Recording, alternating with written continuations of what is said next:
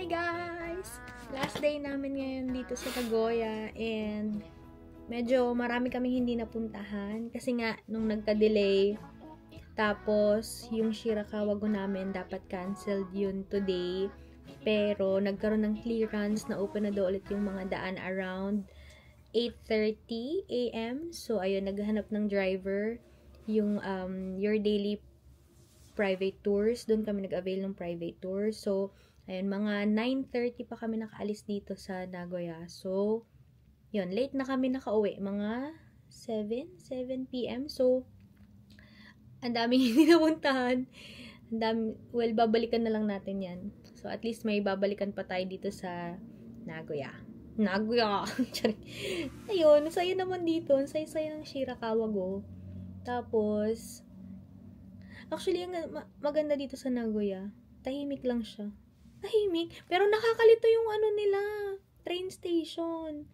Medyo, mas okay kami mag-navigate nung nasa Tokyo. Dito sa Nagoya. Parang medyo okay naman siya, pero medyo magulo. Kailangan mag-take time ka, isipin yung mga dadaanan nyo. Para hindi kayo magkandaligaw-ligaw. Tsaka, medyo malalayo yung mga lakad-lakad din. Kasi itong pagstayan natin, itong Hotel My Stays Nagoya Sakae, maganda yung location niya.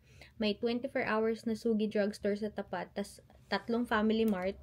May katabi dito sa baba, tas meron dun sa kabilang kalsada, tsaka dun sa kabilang area. And then, ang dami ring mga kainan. Pero, yun lang, medyo malayo yung lakad. Nasa around 600 meters din. So, that's around 10-minute walk din papunta sa pinakamalapit na train station. Pero okay naman siya, sobrang nice ng hotel and magaganda naman yung mga amenities nila and mababait yung mga staff nila since yun nga, tinulungan nila kami na wala ng cellphone yung husband ko na iwan sa Uber.